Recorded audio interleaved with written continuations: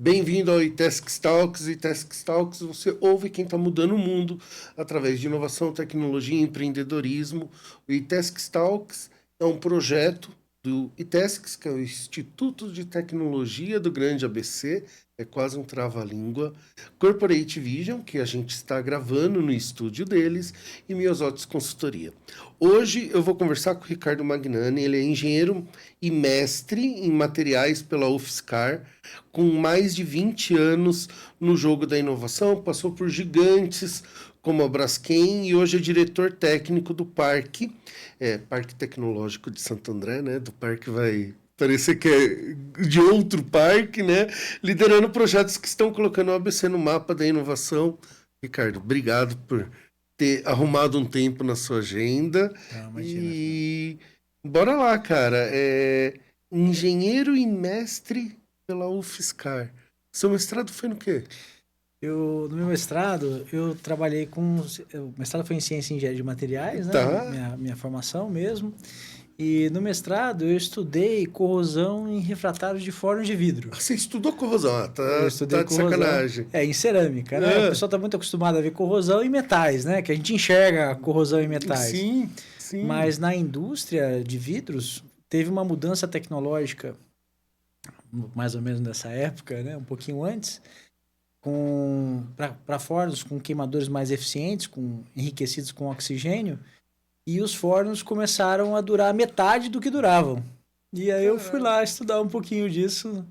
O meu mestrado, uma parte eu fiz no laboratório de corrosão da UFS. Ai, que legal. Da UFSCar, eu não lembro o nome do professor. Bom, lá tinha um professor que ele, inclusive, foi reitor. Acho, agora eu vou ver se eu lembro o nome dele, mas era uma sumidade no assunto, né? Eu fiz na parte de material nuclear, eu estudava a corrosão do alumínio dentro do reator nuclear. Esse foi o meu mestrado pela USP, né? Porque ainda hoje eles tinham um tratamento à base de cromo e aí eu queria substituir esse tratamento. E uma das baterias de ensaio foi lá no laboratório de corrosão de São Carlos. De São Carlos. Não, tinha uma turma muito boa lá nisso. E corrosão é um negócio muito sério pro mundo, né? 3% do PIB de um país normalmente vai na corrosão. Acho que aí é o desafio do pessoal de manutenção, né? E a gente vê lá o quanto que a gente tem aí na ciência, né? Na ciência dos materiais, Sim. uma rota para a gente melhorar a competitividade aí em relação à corrosão, pelo menos, né? Mas o bacana de um processo desse, né? De fazer o mestrado, acho que essa é uma época que eu gostei muito, assim, acho que ter essa vivência, né, com a metodologia científica, a experiência acadêmica, faz uma diferença, né? Ajuda muito a gente a resolver problemas, né? A identificar um problema e escolher a tecnologia certa ou estudar as possibilidades de uma forma estruturada para você resolver um problema. E aí, tanto é que acho que essa é a contribuição do mestrado, né? O mestrado é você se alfabetizar na metodologia científica, Total. né? E aí, a partir disso, você conseguir navegar aí pelos problemas do mundo usando a ciência como ferramenta aí para encontrar as possibilidades. Você tá falando, né, de 3% do PIB realmente vai embora, e é um número expressivo, né? A minha orientadora foi a doutora Isolda Costa, que hoje ela está à frente do IPEM, sensacional, e o orientador dela foi um indiano há muitos anos atrás, e ele falava assim, que tinha 3 coisas na vida que você não consegue evitar: morte, impostos e corrosão. Ele faz todo sentido. Mas você adia todas elas, né? Você pode adiar um pouco todas elas, mas um dia chega. Chega. Uma hora chega. A Isolda, você falou o nome dela, eu lembrei, porque ela também é muito amiga de uma pessoa que eu tive o privilégio de trabalhar no IPT, que foi a professora Zepir. Eu fiz 3 artigos com a Zepir para anunciar. Ela é fantástica, assim, é uma das maiores corrosionistas do país, né? Ela estuda muito o assunto. Recentemente inventaram uma tinta lá no IPT, ela liderou esse projeto que adiava um pouco a corrosão em portos, né? E acho que o pessoal, eles estavam transferindo a tecnologia para uma empresa de tintas. o usuário dessa tinta ia economizar 30% dos 3% lá, né, usando a tinta. Então, assim, isso aqui é bacana, né? Você tem um problema, né? Há hoje na ciência muitas possibilidades para a gente poder ou amenizar ou até resolver o problema, né? Sim, acho que total. algumas situações são inevitáveis, né? Mas pelo menos você pode amenizar, né? E acho que quando a gente fala de corrosão e materiais, essa coisa, né, do processamento, da estrutura, da propriedade, da aplicação, né, que eu acho que é o tetraedro ali da ciência de materiais, resgatando a minha origem lá, né, que essas coisas a gente não esquece, tem muito a ver com isso, né? Às vezes você, identificando o mecanismo, você consegue engenheirar ou adaptar ali o material àquela condição. Pode ser que ele não deixe de falhar, mas ele vai demorar um pouco mais de tempo para você substituir, melhorando aí os custos do processo. Né? A Zephyr Panossian, ela era, pelo menos, tida na minha época como a papisa da corrosão, né? Ela era um nome no Brasil e acho que na América do Sul. Acho que ainda é. Recentemente, acho que ela até liderou a associação do setor, né? Sim, ela foi superintendente, acho, do IPT por um tempo, não foi? Exatamente, foi quando eu comecei a trabalhar com ela. Eu entrei no IPT como assessor da Zephyr, para falar de inovação. Ela era, na época, a diretora de inovação, né? E eu comecei a trabalhar com ela nessa época. E, assim, o que me espantava na Zephyr, né? Todos eles, né? Tem grandes nomes, mas em especial na Zephyr, o quanto ela era apaixonada pelo IPT, né?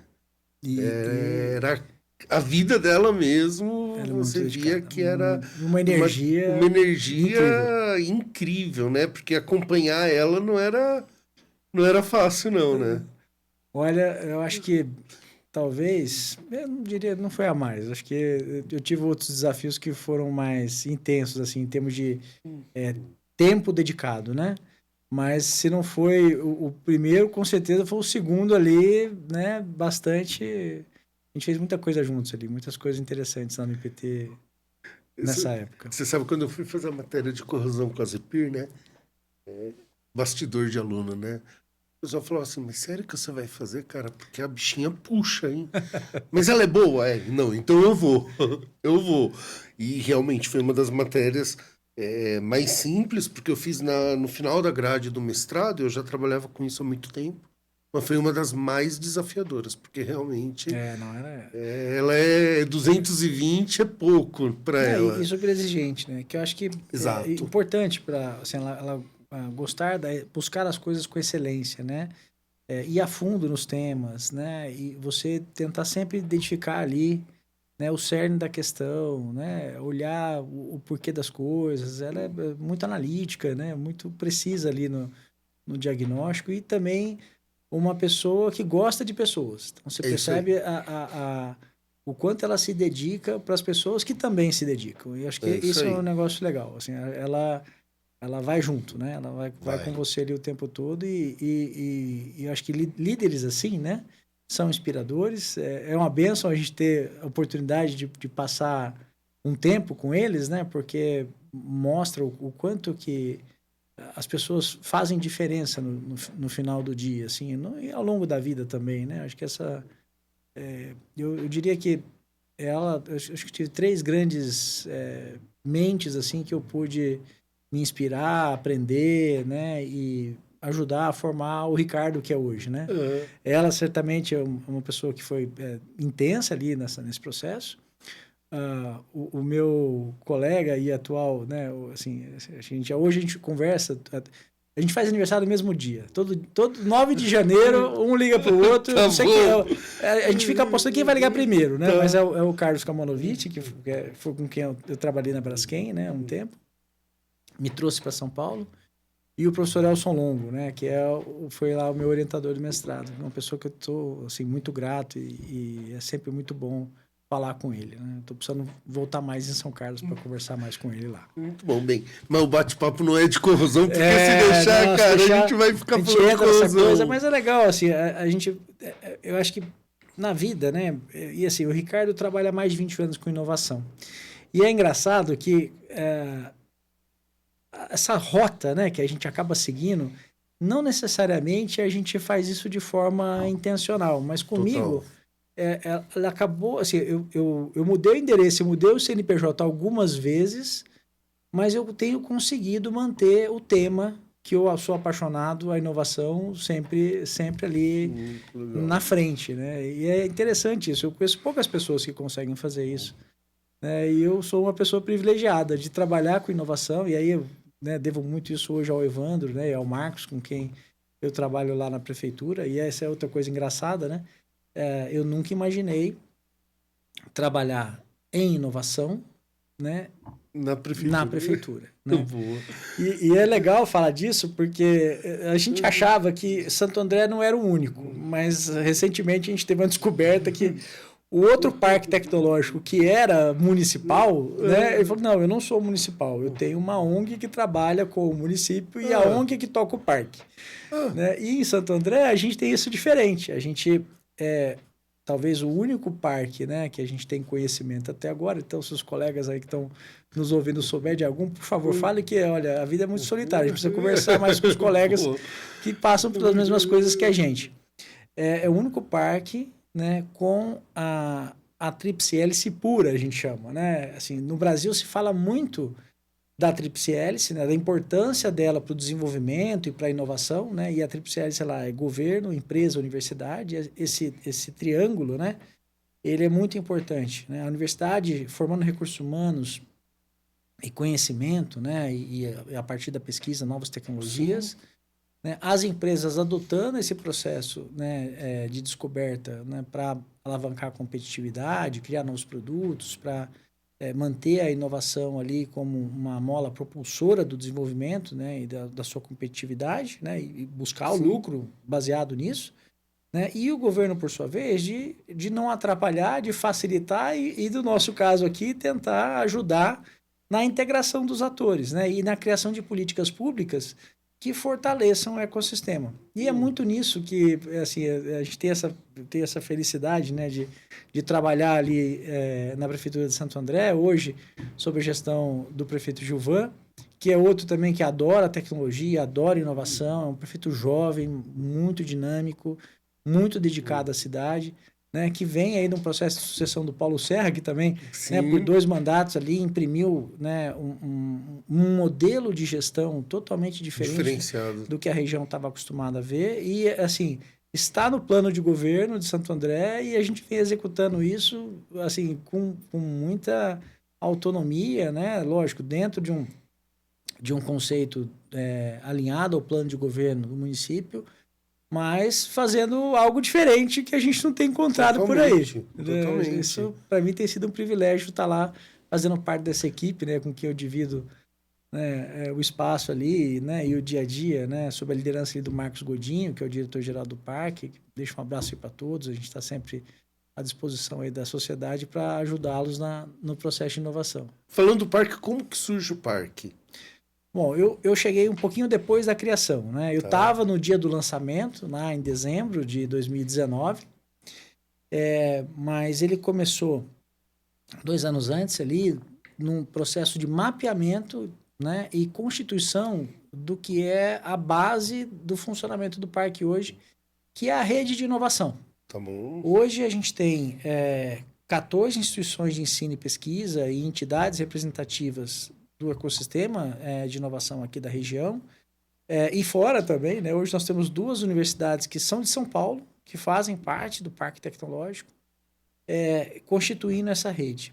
E essa rede, ela trouxe acesso a mais de 200 serviços para ajudar a fortalecer a competitividade das empresas. Legal. Então, por exemplo, até nessa questão, né, da fundação do parque, ele tem a sua particularidade.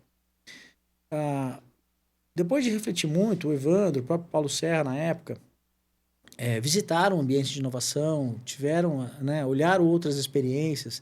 Por exemplo, eu conheço também bastante ambientes, por exemplo, já no parque, a gente teve contato lá com o pessoal de Recife, né, Florianópolis.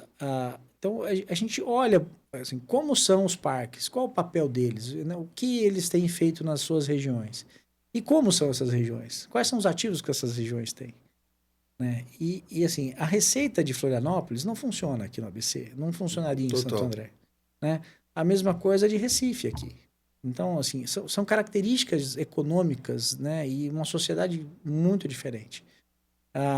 Por exemplo, São José, que ainda está aqui no estado de São Paulo, também tem uma característica diferente de Santo André. A gente é uma região super conurbada, com milhares de CNPJs. Por exemplo, Santo André tem mais de 120 mil CNPJs. Né? Não faz sentido eu pegar o modelo, né, de Florianópolis e trazer para cá. Total. Né? Eu acho que lá existia o turismo, precisava abraçar uma outra atividade econômica, induzir a tecnologia, caiu super bem, né? Porque junta aí o lifestyle com a questão do acesso ali a recursos humanos, né, privilegiados, que a Federal de Santa Catarina forma. Mas, poxa, eu não tenho só uma universidade. Nós temos 40, tem 14 na rede do parque. Né? Como é que a gente vai promover a inovação, né, usando o ativo, usando no bom sentido, né? Usando esse ativo, o legado que a região tem. Eu não sei se você sabe, mas a primeira fábrica de avião do Brasil, né, bem sucedida, vamos dizer assim, na década de 40, foi aqui em Santo André. É mesmo, eu não sabia. A gente já fez avião, Fernando. A gente já fez avião. E assim, olhando um pouco, né? Isso é até engraçado. A gente ficava ali no primeiro andar do prédio executivo da prefeitura. Tinha umas fotos, né, do Museu de Santo André. E eu olhei lá, poxa, tem umas mulheres aqui trabalhando em peças de avião. Mas caramba, o que é isso? Né? E fui lá atrás, e no livro do IPT, no livro da FAB, tá lá o relato, né, do Pignatari comprando o projeto do Campo de Marte, do Paulistinha, do CAP4, né? E com a ajuda da Poli, fez a transferência de tecnologia para produzir ele aqui em Santo André, né, no que era a antiga Companhia Nacional de Laminação de Metais. Caraca. Que hoje é onde? Ali no bairro de Utinga, né?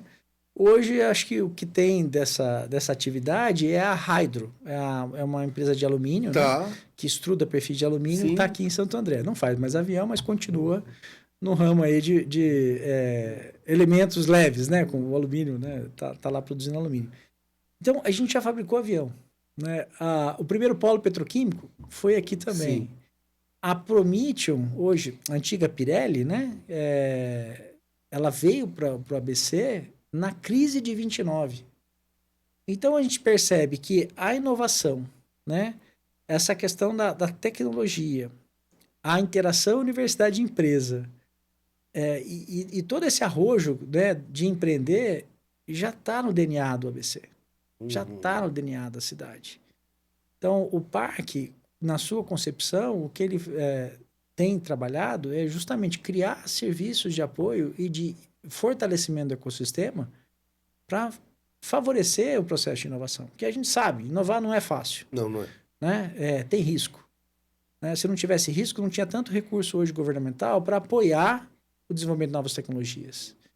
Então, acho que essa concepção, né, olhando o que seria o ideal para a região, né, de você não ser um parque baseado em empreendimento imobiliário. A gente não tem área física. Né? Até tem terrenos, né? Mas o City, que a gente abre esse ano, ele vai ser o primeiro prédio, né? O primeiro elemento físico ali do parque. Mas antes disso acontecer, já existem mais de 26 projetos em parceria, né, com empresas atuando ali com processo de inovação, ajudando suporte e conectando com atores locais aqui para fazer isso. Tinha empresas, Fernando, que fazia isso a mais de 4 horas da porta da fábrica. Então, ele tinha que pegar o carro para fazer inovação, pegava a estrada, né, ia lá na Universidade Estadual de Campinas. Sendo que a 15 minutos da porta da fábrica dele, tinha tanta competência quanto, né, nada, né, muito pelo contrário, assim, acho que a gente que trabalha com rede sabe, né, que o conhecimento ele é infinito, né, existem várias fontes de competência que a gente tem que acessar para poder inovar. E acho que essa questão do raio econômico, ela ajuda muito, ela favorece a integração, aumenta, né, e tanto é que nesse processo de aproximação, não é que a empresa deixou de fazer inovação lá com a Unicamp. Pelo contrário, os projetos continuam. Mas agora ele tem muito mais agilidade e intensidade mais próximo da fábrica, e isso ajuda no processo. Né? Tá todo mundo hoje precisando fazer mais com menos. Né? Então, menos tempo, inclusive. Né? Então, em vez de você ter 6 horas de deslocamento, né? Você tem meia hora de deslocamento, as outras 5 horas e meia sobram para você fazer projeto, que é o que interessa. E aí acho que nessa dinâmica, né, aumenta o investimento da empresa em inovação, cria facilidades para você integrar, por exemplo, a equipe técnica da empresa junto à pós-graduação e conhecer um pouco do que você tivemos lá dentro do processo, né, de formação no mestrado, por exemplo. E é legal que assim, a região ela tem instrumentos muito legais assim, para esse tipo de coisa. Pouca gente explora isso. O programa de mestrado acadêmico, né, para inovação e doutorado acadêmico para inovação, ele nasceu na UFABC. O projeto piloto desse programa que hoje acontece no Brasil todo, começou aqui. Oh, que legal. E aí você tem hoje empresas que estão lá com a gente no parque, fazem parte lá do Hub de Inovação. Uma boa parte dos temas ou das demandas do edital do MAI-UDAI, que é como a gente chama o programa, MAI-UDAI, né? Uhum. Na UFABC, são de empresas vinculadas ao Parque Tecnológico de Santo André. E tem um eixo de linha de pesquisa ou de linha de atuação que... Olha, essa é outra discussão boa, né? Então, resgatando um pouco... Aí é curiosidade mesmo. Olha que legal. Eu te falei que a gente já fez avião, a gente já trabalhou com química, né? Petroquímica, pioneiramente aqui na região. Plástico, borracha, né? Então, se a gente olha a economia, né, da cidade, da região, eu conheço muitos números de Santo André, mas não muda muito do ABC, tá? Vamos pegar lá. A gente ainda tem mais ou menos 24% do valor adicionado industrial. Então, isso é mais do que o dobro do que o país tem. Então, ainda é uma região muito industrializada, equivalente a países da OCDE. Então, a gente tem um diferencial importante aí. Mas o que é interessante? Se a gente olha lá, desses 24%, mais de 53% é do setor químico e petroquímico. 26% é plástico e borracha. E 12% é o setor metal mecânico. E aí a gente inclui autopeças, né? Os automotivos, né? A montadora entra aí nesse contexto, né? Santo André não tem montadora, a gente tem autopartista, né? Tem empresas que fabricam autopeças, né? E motopeças também, né? Exato. Não só para veículos automotores. E aí, em Santo André, a gente tem 500 empresas desse setor que tem 12% do valor adicionado industrial. E olha que interessante, o próximo setor importante, o setor de serviços, né? Hoje é mais de 60% do valor adicionado. Ele está ligado ao setor de serviços, mas é um serviço que está muito... assim, ele é intensivo em conhecimento e muitas vezes até ele é entrelaçado com o setor industrial. Uhum. A gente tem hoje mais de 3.800 empresas de tecnologia da informação na cidade. Então, lembrando lá de Florianópolis, né, capital da startup, tem mais de 4.000. Quer dizer, não está muito diferente, né? Só que o que é interessante? O setor que a gente mais sofre hoje com competitividade, aí é uma preocupação do parque, né, da gente ter projetos, programas estruturantes para aumentar a competitividade do setor, é o setor metal mecânico. Eu acho que é onde a gente e o mundo, né? A concorrência, por exemplo, com a Ásia, a China, agora a Índia, né? Nesse setor é muito forte. E assim, quando a gente fala de desindustrialização ou de crise na região do ABC, é sempre essa questão do setor automotivo e autopeças que está lá. Só que, poxa, olha que coisa, né? A gente tem esse setor que, no caso, ele acaba tendo um número pequeno de empresas, tem outro que tem muito mais, que tem um valor tão importante, mas quando lembram da gente, lembram do quê? Lembram do navio afundando. Não do foguete que tá entrando em órbita já há algum tempo, né? E eu acho que a gente entender esse contexto, saber que nós estamos numa região com economia super diversificada, com empresas que a gente tem exemplos lá do parque super legais, assim. Eu estava nós estamos comprando lá, está tendo processo de licitação, né, para adquirir alguns equipamentos para o City, e um deles é um scanner 3D, para fazer engenharia reversa, digitalização, né? É uma tecnologia habilitadora da indústria 4.0 que a gente fala bastante. Estou lá na feira olhando, fui na Azais, fui na Hexagon, né? multinacionais aí, super referência no mercado, anda um pouquinho mais, esbarra numa empresa brasileira de fabricação de scanner. E olhando a especificação, vendo o produto, poxa, mas é melhor até, né? Pô, mas muito mais barato. Onde vocês estão? Santo André. Então, assim, a gente fica, às vezes, né? Poxa, como é que uma empresa, né? Com esse tipo de tecnologia, fabricante de um equipamento, né, de precisão, que mistura ali várias competências, seja software embarcado, ótica, né? É um instrumento de medição preciso, aqui, na cidade. Entendeu? E assim, e a gente olha só o lado ruim da coisa, né? Que, poxa, é um setor que tá puxando ali, tá tendo algumas dificuldades de competitividade, mas a gente tem várias outras coisas que estão super bem, né, com empresas referência, crescendo, dobrando de tamanho, né? E a gente tá só olhando só lá porque o barco tá afundando. Os outros que estão, né, em céu de brigadeiro, isso não conta. Eu tô dando risada porque, assim, quando a gente vai conversar, né? Eu converso bastante com startup, com empresa de serviço, né?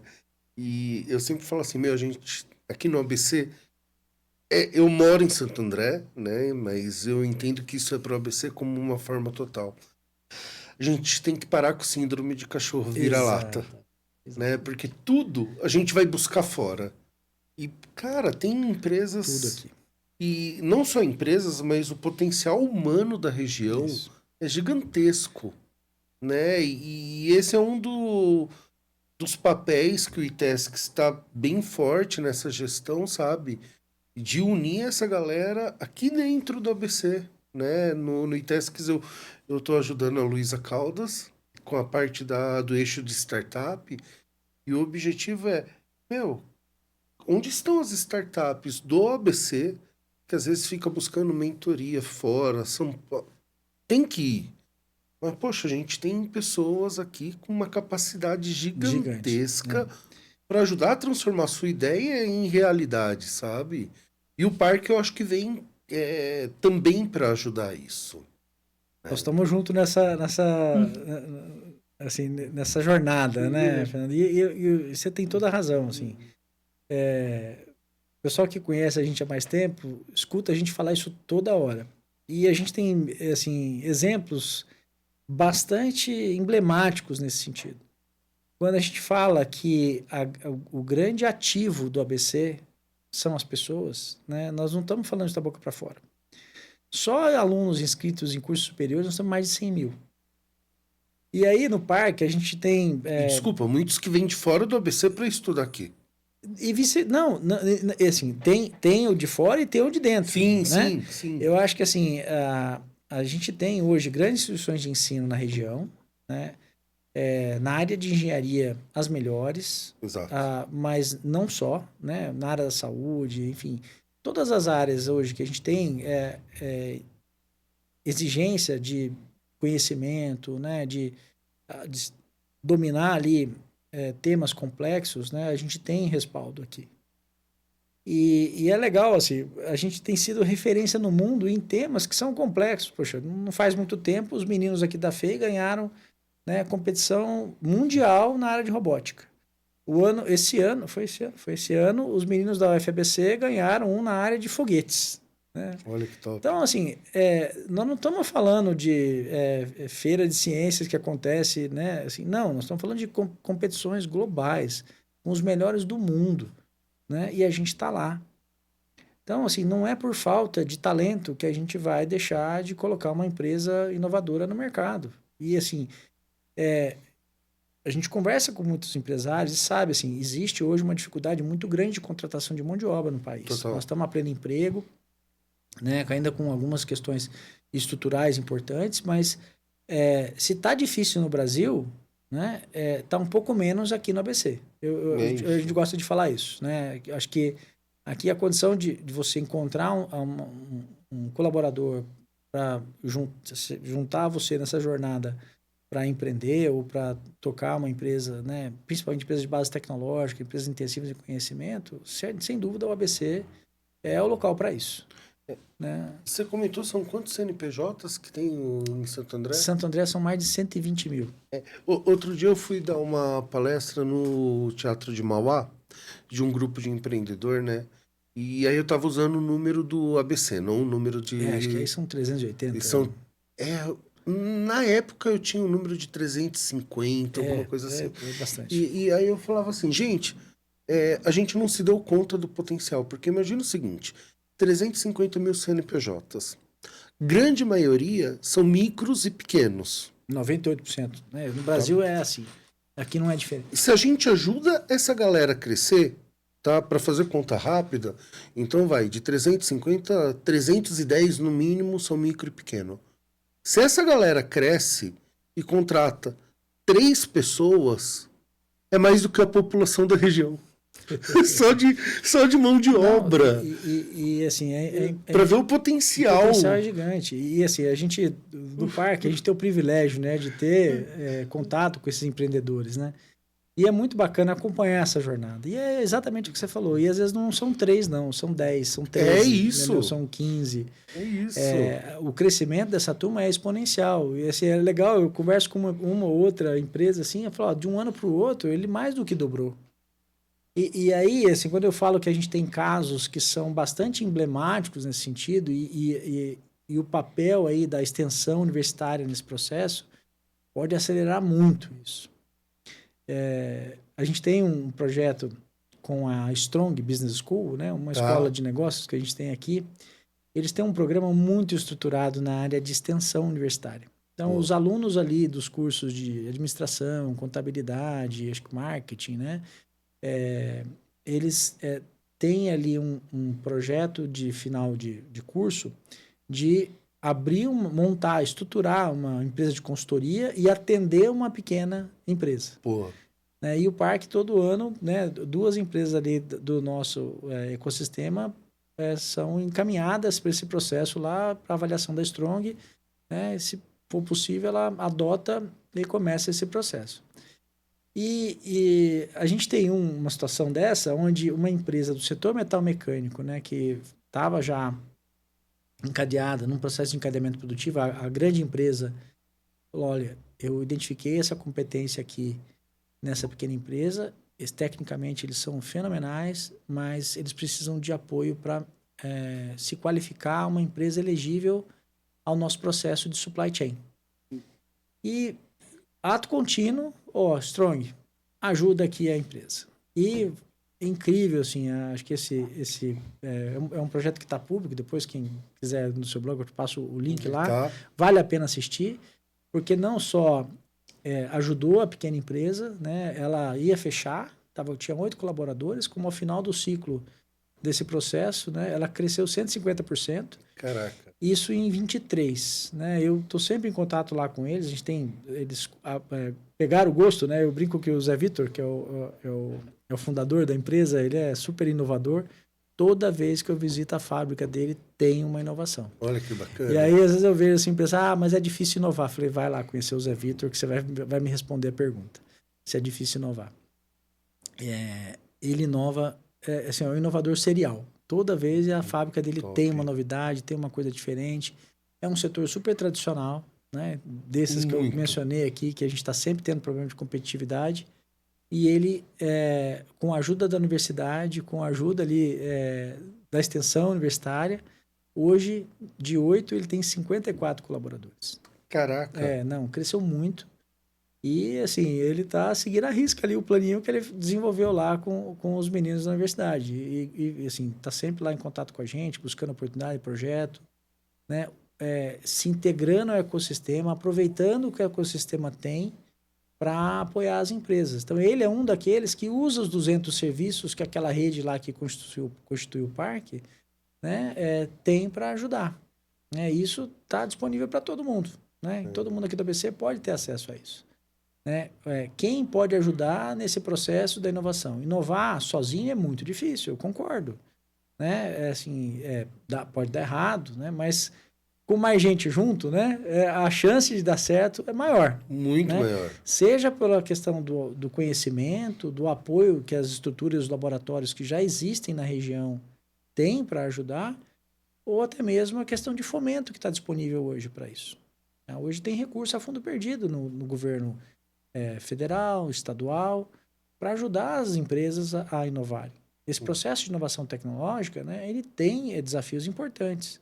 Então, assim, não dá para ignorar isso. Não. Se uma Embraer fizer um projeto errado, ela quebra. Né? Imagina uma pequena empresa. Então, assim, eu acho que isso é muito sério. Então, as empresas precisam usar, né, o que tem de disponível para elas, poder inovar com mais segurança, né? Podendo até ser mais arrojado, arriscar mais, mas com um risco gerido, né? Com gerenciamento, com gestão. E nesse eixo, né, de governo, empresa e universidade, né, tem o papel da empresa universitária, de próprios alunos que fazem uma microempresa e, enfim, e acaba sendo até incubada, que é uma experiência super interessante, né? Eu não sei aqui no ABC o quanto tem, você tá falando, eu me recordo, eu acho que era no IPEM, que tinha uma área inteira que era destinada. É o CETEC. Exato.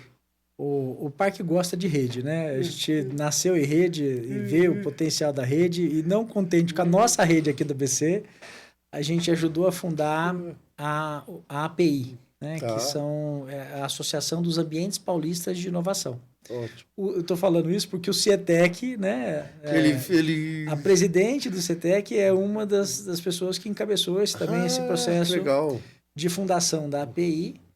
E a gente tem hoje mais de 30 ambientes de apoio à inovação atuando de uma forma próxima, com projetos, inclusive financiados pela FAPESP, para entender o ecossistema, estudar, né, e fortalecer esse ecossistema de inovação no estado de São Paulo, que de longe é o estado que mais investe, né, em ciência, tecnologia e inovação do país, né? Se a gente isolar São Paulo, os dados, né, os números de investimento em inovação, a gente é um país equivalente ao OCDE, assim, não deixa a desejar, com certeza, né, para as lideranças mundiais. Lógico, né, ainda um investimento, assim, não somos os top 10, né, não estamos lá na nata, né, como Israel, por exemplo, que investe 4% do PIB. Nós estamos falando aí de perto de 2%, 1,8% do investimento do PIB do Estado, vamos colocar assim. Né? Mas a gente já está bem acima do que é a média do Brasil. Então, isso cria também estruturas, né, e condição para inovar muito mais favorável. Né? Só que o que é interessante? Às vezes, ecossistemas que assim, né, que são tão pujantes, que têm o recurso, acabam trabalhando de forma isolada. E aí perde o efeito que você tem da sinergia quando você trabalha em rede. E aí, até pensando nisso, né, de juntar os ecossistemas e fazer essa convergência de esforços para a gente potencializar ainda mais, né, toda essa estrutura que existe hoje no estado de São Paulo. E aí eu acho que entra também um ponto que é a parte de comunicação, né? Onde eu quero chegar. Recentemente eu fiz uma extensão na Universidade Hebraica de Jerusalém, na parte de inovação. E é incrível que, assim... Não, eles são fora, né? Mas todo mundo que você fala vem o mesmo discurso. Israel é celeiro de startup. É o país que tem mais startup por número de habitantes. Né? Parece que está na cartilha do primário eles já aprenderem isso. Né? E a impressão que dá, talvez até pela necessidade, porque é um país muito pequeno, que tem bastante dificuldade de recursos, enfim, de comunicar, né? E a gente com 2% do PIB, eu sinto que a gente não comunica tanto, né? E aí você falou outra coisa que, assim, é difícil você replicar modelos, né? E o de Israel, de longe, a gente não vai conseguir fazer isso, né? Tão cedo, né? A gente não tem aquele caldeirão religioso que tem lá, não tem as dificuldades todas de escassez de água, enfim. Eu acho que a crise, né, ela é sempre um grande estimulador, é uma mola né, propulsora da inovação. Total. E eu acho que essa coisa do Brasil ter abundância, né, facilidade de recursos naturais, né, enfim, alimento, tudo isso para a gente é sempre muito farto, muito fácil, né, muito... a gente é o supermercado do mundo, né? Acho que hoje o Brasil tem essa facilidade. E aí, de novo, né, as pessoas interagem menos, acabam criando aí os silos que não se comunicam e não potencializam, não chegam onde poderiam chegar se estivessem juntos. Né? Uhum. Eu acho que isso aqui no ABC pode ser diferente. E é legal, assim, a gente ver ações como a do ITESCS, do ABC Valley, né? Existe já entidades que estão preocupadas com essa integração, né? O parque soma esforços com todos esses atores para a gente, de fato, ter um ecossistema que abrace o empreendedor, que ajude ele com caminhos, com possibilidades que talvez sozinho fosse mais difícil para ele chegar. Total. Eu acho que é nesse ambiente, né, onde você cria uma atmosfera de colaboração, de troca, de ajuda mútua, né, de reciprocidade, né? Lá fora, né, o Vale do Silício, acho que é um dos elementos dele, né, de ser bem sucedido, é o famoso give back. Né? Poxa, eu me dei bem no meu ciclo, né? Poxa, empreendi, deu certo, fiz o meu exit ali, né? Estou capitalizado, eu vou ajudar quem está chegando. E aí você cria esse ambiente favorável ao desenvolvimento. E assim, no Brasil, o ambiente de startup é um ambiente tenso, porque o pessoal dá até apelido para investidor. Agora, ó, você não pode achar um investidor minotauro, que você encontrar por ele pelo caminho ali, você está lascado, né? E aqui não, aqui a gente tem de fato as pessoas da região que estão ali, estão uns ajudando os outros, né? Que estão nesse, às vezes, num nível de maturidade mais ainda inicial, já passou por aquela jornada, já cortou muita grama ali, né? Para estar onde está, vem ajudando o que está chegando. E aí eu acho que ações como a do ITESC, como a do Parque, né? Como do ABC Valley, eles ajudam a incluir, né, quem está chegando, né, e acelerar esse processo de desenvolvimento. E tem um tema que você trouxe logo no começo da conversa, que é a questão do raio de proximidade. Né? Porque você pega, por exemplo, né, voltando ainda para o exemplo de Israel ou do Vale do Silício. Sim. Parte do sucesso também é porque estão muito próximos.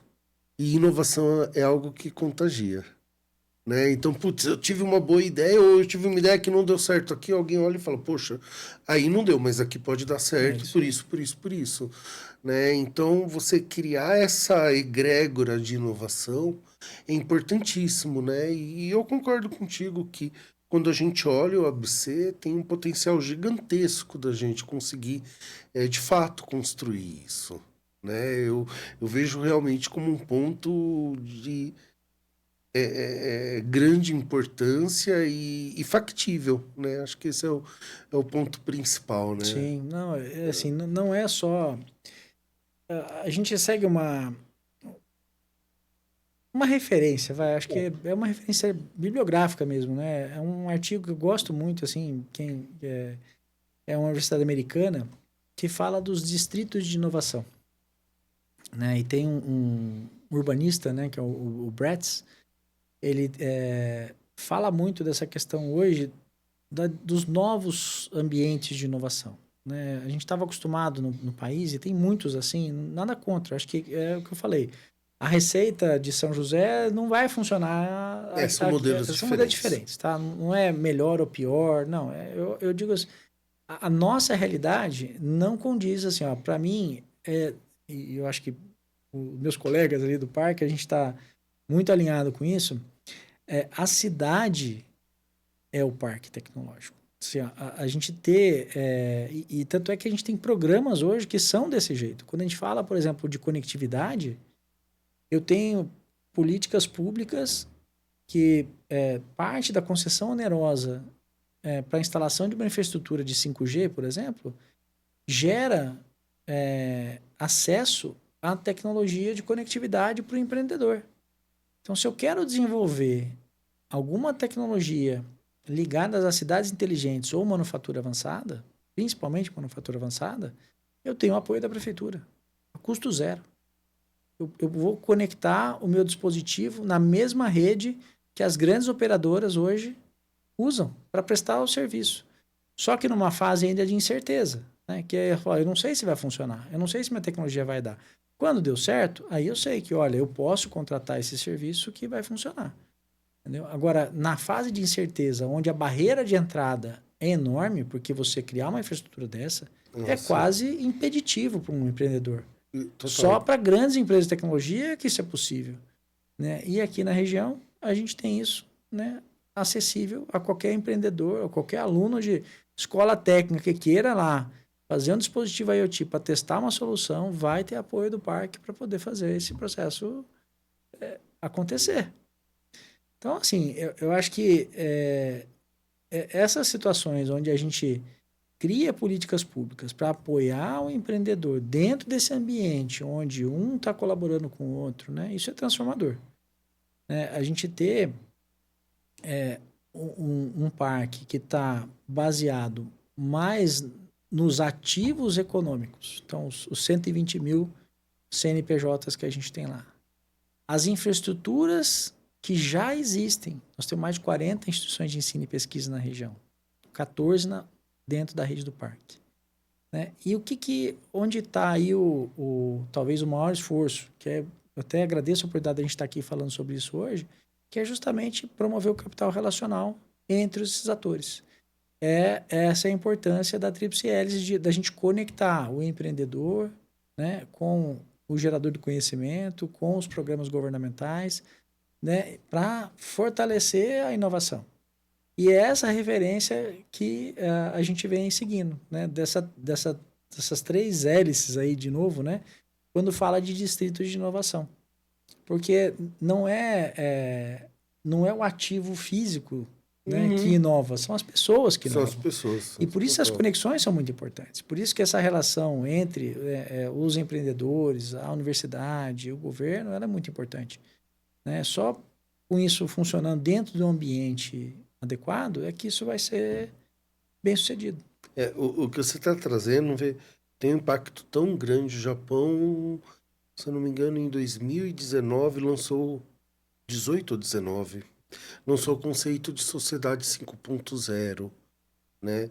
Que a pergunta central é como você usa toda a tecnologia em prol do ser humano, né? Então ele coloca o ser humano no centro da tecnologia. Parece uma coisa pequena, mas é uma mudança totalmente de olhar para a tecnologia, né? Então, o relacional e como eu uso a parte de infraestrutura para poder apoiar o dia a dia das pessoas, isso traz um impacto de inovação gigantesca, né? E tanto que uma das grandes fontes, acho que até 2024, se eu não estiver enganado, de pesquisa que o Japão tinha de verba para estudos era com base na Sociedade 5.0, que é um tema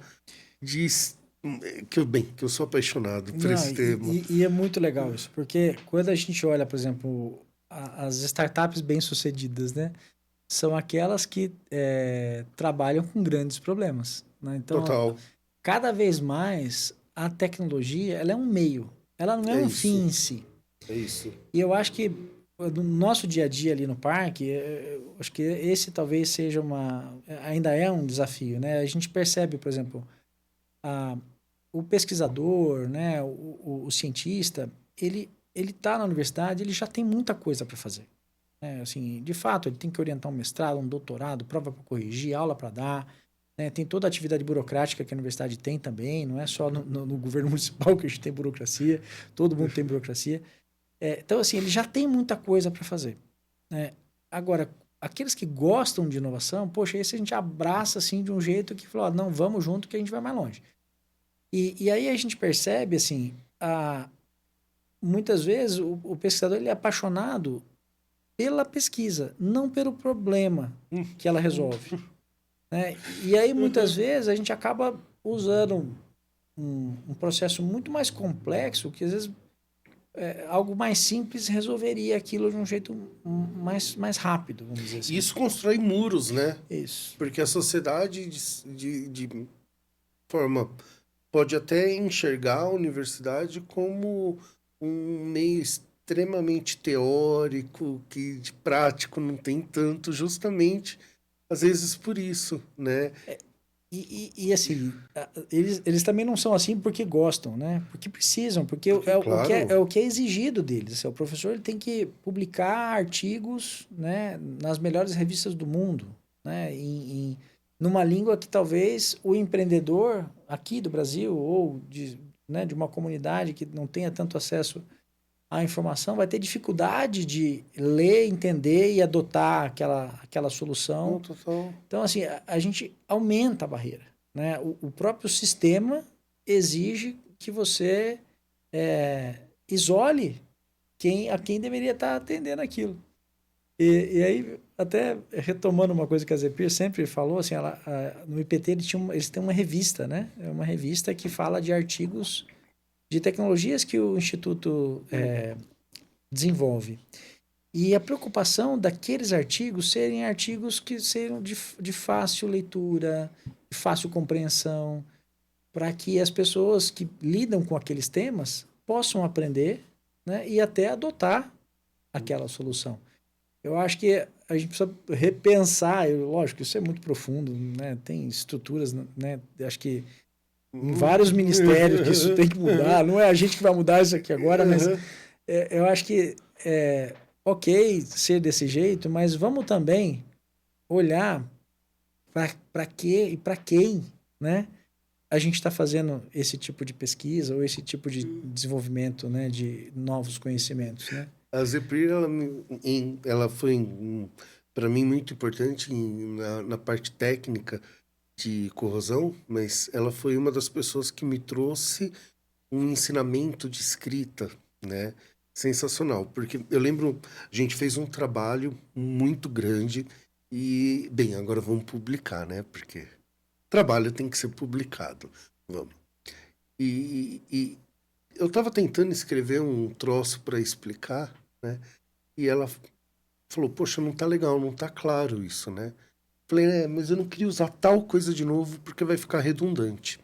Ela falou, para qual revista você está escrevendo? Falei, para X.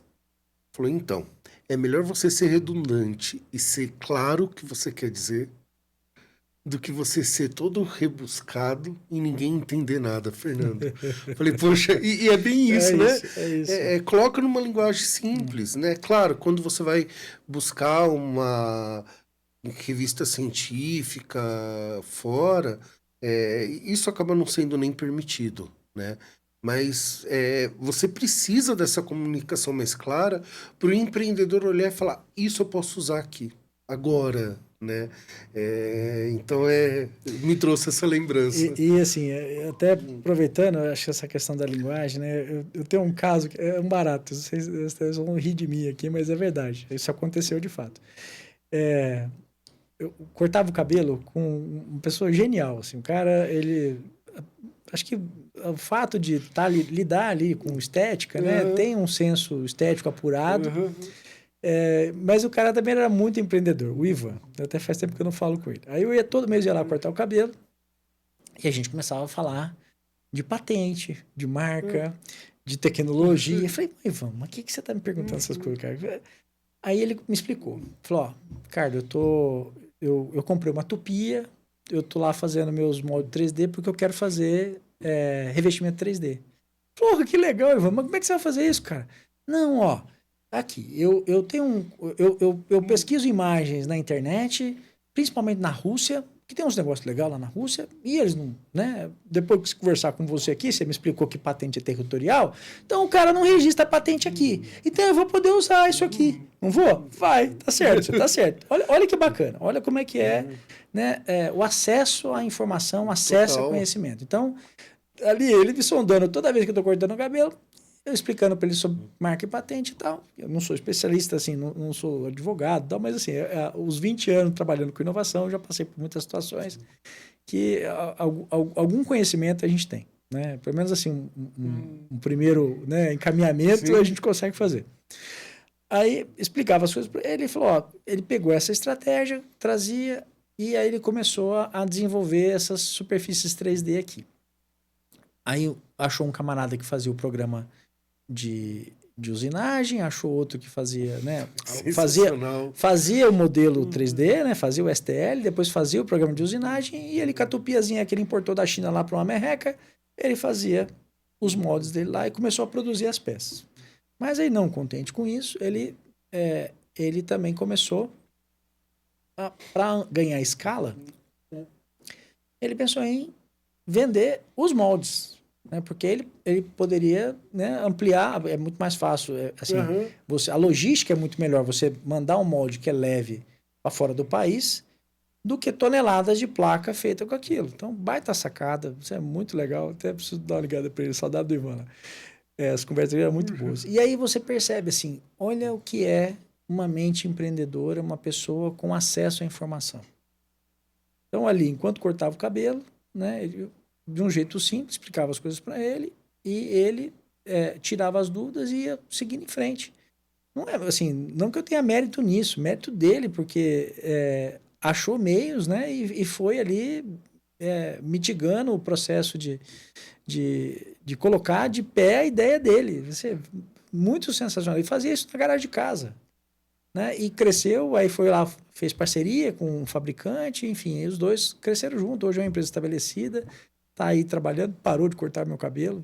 Eu sinto falta dele ainda lá, porque ainda não acertei o barbeiro, né? Mas assim, é muito legal o que é o acesso à informação e o acesso a conhecimento para o empreendedor. E essa sua história reforça toda a ideia que você está falando de que não existe uma receita única. Não, né? O Steve Jobs, ele tinha uma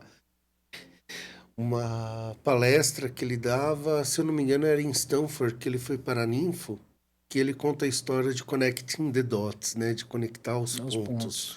E ele fala assim, quando você olha para trás, é muito simples você entender como ele chegou em tal lugar, porque um ponto se conecta com o outro. Isso. Olhar para frente, querer conectar já é um pouco bem mais complexo, né? E com o grau de inteligência dele, para ele era complexo, eu nem me atrevo. Para ser bem sincero, eu nem me atrevo. Mas essa sua história mostra como não dá para você pegar a receita que deu certo em Recife e querer colocar aqui, ou de Floripa e querer colocar aqui. Né? E mais do que isso, assim, é a gente entender que não só a receita não funciona, mas que também a gente precisa fazer outras coisas que outros ambientes também não estão fazendo. É isso. Que no nosso caso, e aí acho que vem um pouco também da motivação do CIT, né? O que é o CIT? O CIT é o Centro de Inovação, Tecnologia e Empreendedorismo. Ali é um espaço que a gente está planejando com muito cuidado, com muito carinho. São mais de 8 mil metros quadrados de um prédio histórico, né? Que, assim, onde foi a antiga Ródia Química, aqui em Santo André. É aquele onde era a Ródia lá atrás, não onde virou a Solve agora. Hoje a Ródia tinha duas plantas. Nós temos duas plantas, tínhamos duas plantas da Ródia Solve aqui em Santo André. A Química, que foi a primeira, 1919, né? Que, assim, quais eram os produtos dessa planta, né? Foi a primeira indústria farmacêutica do país.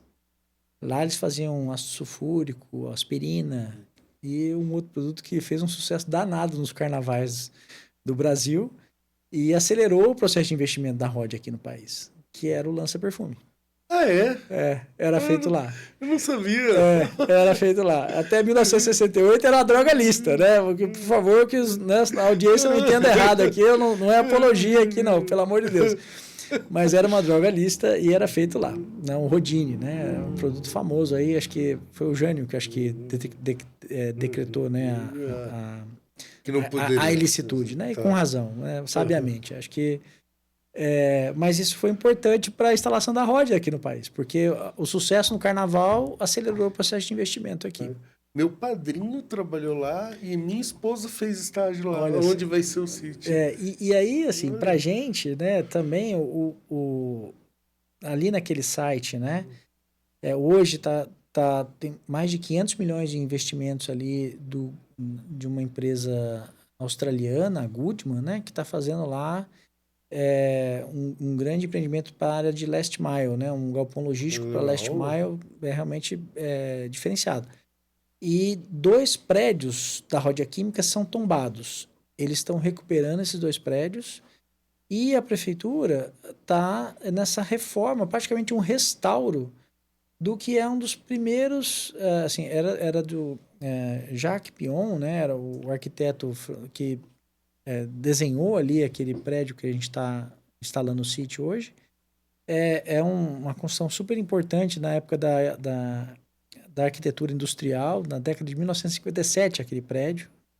Ele está sendo todo restaurado. Praticamente ficaram as paredes laterais do prédio, que estão todas reconstituídas. Nossa, e a gente mudou toda a arquitetura dentro justamente para criar um ambiente favorável à colaboração, à inovação, ao compartilhamento e assim,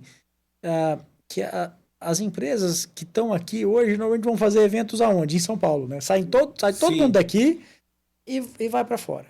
E nisso a gente perde essa oportunidade da contribuição e da aproximação, né, da academia com os temas. Então agora a gente vai ter lá auditório para 400 pessoas, sala de reuniões compartilhadas, a parte de uma galeria, né, para exposições e lançamentos de tecnologias.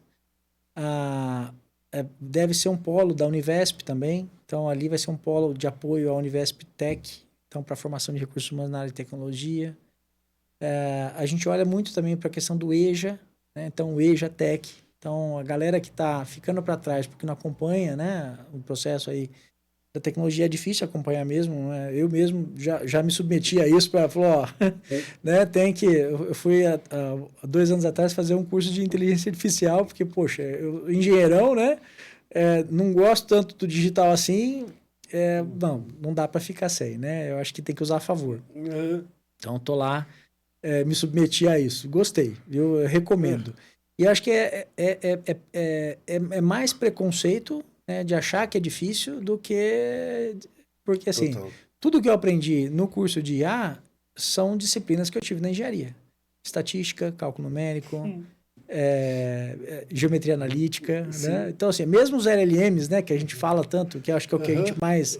Que acho que trouxe o grande impacto, né, da IA que a gente vê hoje, né, que são as IA generativas, né, os LLMs. Aquilo ali não é semântica, né? Não é uma tecnologia nova não, aquilo ali é geometria analítica, é grandeza vetorial, é a distância de um token para o outro que a probabilidade de ser aquilo é essa, né? Então, é esse tipo de coisa que quando você vai estudar, vai entender, é que você vai saber de fato o que é. Por isso que é importante o long life learning, né? Você nunca parar.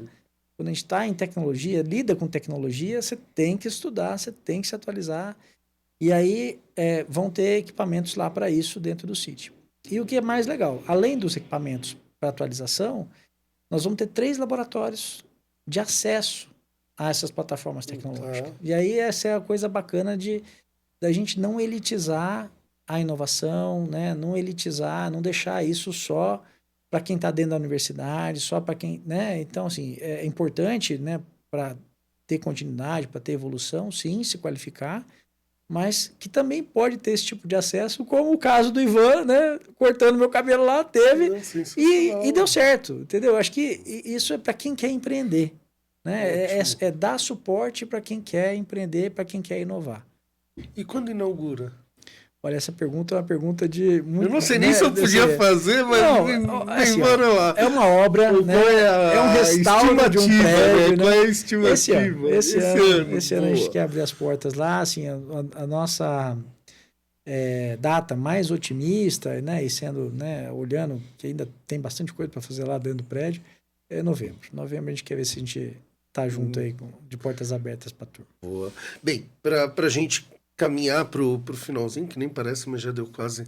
Acho que deu 1 hora e pouquinho já de bate-papo. Se deixar, a gente fica aqui o resto da tarde, né? Vai longe. Ricardo, né, o que você passa de mensagem para quem está querendo entrar nesse cenário de inovação, tá? não só de Santo André, mas do ABC como um todo, do que ele pode encontrar realmente de apoio, de quais são os principais desafios, porque, igual você comentou, é inovação, é igual empreender, não é fácil, sozinho é mais desafiador difícil. ainda, né? O que você traz de mensagem como Parque Tecnológico de Santo André para quem realmente é apaixonado por inovação e quer transformar essa ideia em realidade? Olha, Fernando, primeiro eu te agradecer o espaço aqui e parabenizar pela atuação, né, do ITESC em promover a difusão, né, dessas oportunidades aqui na região. E assim, eu diria 2 recados, né? Eu diria que para os empresários, né, para as grandes empresas que a gente tem aqui no ABC, né, para que ela olhe, né, o potencial de adensar a sua cadeia produtiva com empresas de base tecnológica que estão atuantes aqui, bastante ativas dentro do ABC.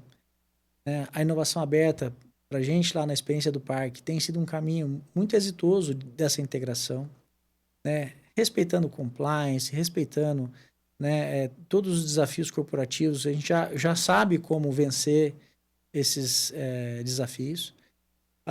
E assim, é um caminho para fortalecer a competitividade dessas grandes empresas frente a essa atualização tecnológica que ela é dinâmica e assim, dificilmente, né, as empresas bem estabelecidas aqui na região vão ter todas as competências dentro de casa.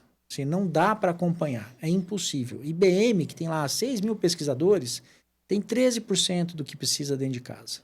E não vai ser diferente com a turma aqui. Eu acho até assim, a gente olha, né, os setores estratégicos para a cidade assim, e percebe que tem mudanças importantes acontecendo. Né? É muito difícil fazer essa mudança sozinho. Agora, com a rede, com a integração, como, por exemplo, o CPL, né, que o ITESC hoje lidera, e outros arranjos que a gente tem desenvolvido aqui, esse futuro, essa transição para esse futuro, ela é mais plausível, ela é mais factível, né? E para o pequeno empreendedor, para as startups, para quem está hoje querendo empreender, né, que se aproxime do ITESC, se aproxime da BC Vale, se aproxime dos parques tecnológicos que a gente tem na região. Né? Hoje, o Parque Santo André não é o único parque, né? Ele é o único vinculado ao SPY, né? Mas ele ainda é digital, com a eminência aí da abertura do City. Mas hoje São Caetano, São Bernardo também tem suas iniciativas. Eu acho que é importante estar junto. Né? Inovação é um esporte coletivo. Né? É bom, o Fábio do Sebrae repete isso tanto quanto eu aqui, porque a gente sabe o quanto é difícil fazer isso sozinho. Né? Hoje a gente tem uma rede muito bacana de universidades que podem apoiar esse processo de inovação. Tem muitos instrumentos de financiamento que podem mitigar a parte financeira do risco da inovação, que acho que ela existe, ela está lá. Mas mais do que isso, a gente tem acesso hoje a muitas estruturas que podem ajudar, né? Sejam aqui na região ou de fácil acesso, não é um negócio... Né? A gente viu isso na pandemia, né? A questão da barreira física ela já está vencida. Eu acho que isso é algo muito fácil de ser contornado. Né? Tanto é que tem um monte de empresa em São Paulo que interage com o parque olhando o ecossistema de inovação aqui do ABC. Né? E vice-versa. Tá? Já tivemos o desafio do parque que startup do Canadá queria interagir aqui. Então, acho que essa questão da barreira física não é para ser um empecilho, né? Mas é sim importante estar conectado, estar junto, né? Acessar as estruturas que estão aí para apoiar, que certamente vai ser um caminho muito mais prazeroso de viver do que ficar isolado lá sofrendo sozinho. E quem precisar, quem quiser interagir com a gente lá, por favor, é só nos conectar por e-mail, né? parktechsa@santoandré.sp.gov.br. Né? A gente ainda, por enquanto, esse é o caminho de acesso ali, mas a gente pode fazer uma reunião presencial ou virtual, né? Mas pelo menos o acesso é por meio de e-mail e futuramente portas abertas para receber os empreendedores lá no sítio. Bom, bem, Ricardo, quero te agradecer de novo por ter arrumado um tempo para a gente conversar. Eu sou um entusiasta da parte de inovação, então é realmente uma conversa que eu queria ter. De novo, muito obrigado.